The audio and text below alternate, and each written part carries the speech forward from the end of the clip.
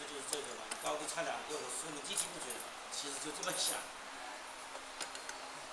这样用手这样对呀。马机子，对，那是有些你工作有时候大搞不出来，你要去做的去，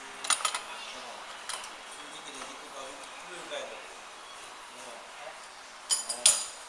就这样就行。那手这样。跟咱家里那啥去对的。啊。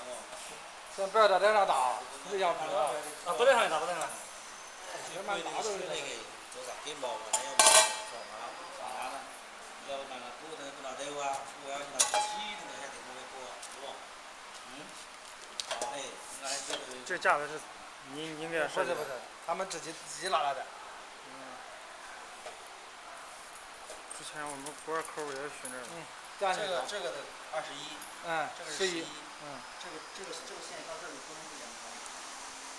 基本上一张背这一张是一致的。你这样放进去，这里一掰。哎，对。你要到时候做好工装都不用背，把它直接就能压紧了。好了没有？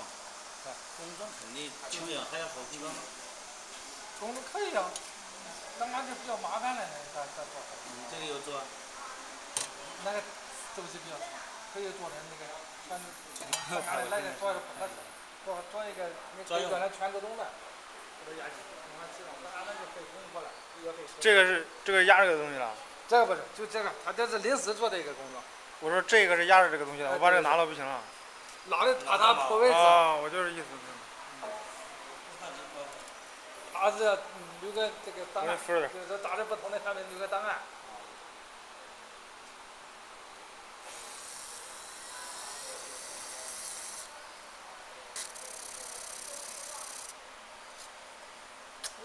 我觉得比他的大嘛，咱们就打出来。这几号规定的吗？我不知道。你打一个看看。这么大？嗯。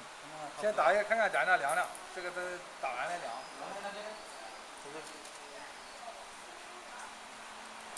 不是可以差点。哪里？这是不是差点？这差点。